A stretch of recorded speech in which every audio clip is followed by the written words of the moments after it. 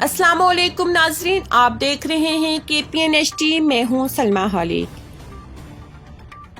اسلام آباد وزیر اعظم آزاد جموں کشمیر سردار عبدالقیوم نیازی نے سری نگر کی تاریخی جامع مسجد میں نماز جمعہ کی ادائیگی پر مسلسل پابندی پر تشویش کا اظہار کرتے ہوئے کہا ہے کہ مذہبی آزادیوں پر پابندیاں ہندو سوچ کا تسلسل ہے، جس کی بھینٹ ہندوستان میں آباد اقلیتیں اور مقبوضہ کشمیر کے عوام بھی چڑھ رہے ہیں۔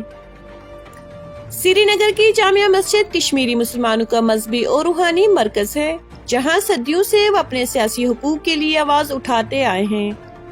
انہوں نے اس امر پر افسوس کا اظہار کیا کہ کشمیریوں کو اپنے ہی وطن میں آباد کے بنیادی حق سے محروم رکھا جاتا ہے۔ تصور کریں کہ اگر بھارت میں ہندو کو مندروں میں جانے سے منع کر دیا جائے تو ان پر کیا گزرے گی۔ انہوں نے بین الاقوامی برادری سے مطالبہ کیا کہ مقبوضہ کشمیر کی تیزی سے بگڑتی ہوئی صورتحال کا نوٹس لیں اور بھارت کو کشمیریوں کی عبادت کے حق سمیت تمام بنیادی حقوق بحال کرنے پر مجبور کریں۔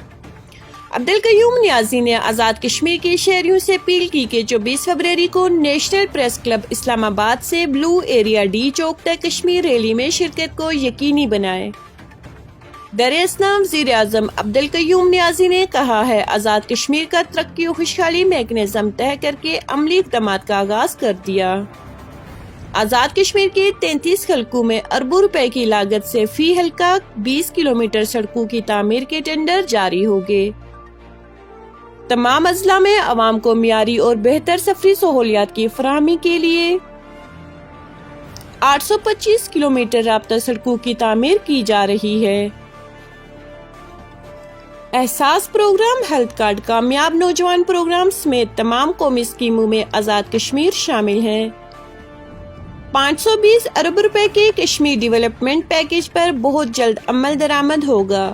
ان خیالات کا اظہار انہوں نے وزیر حکومت اظہر صادق، صدر فہیم اختر ربانی، دیوان علی خان چغتائی اور دیگر وفود سے ملاقات کے دوران گفتگو کرتے ہوئے کیا۔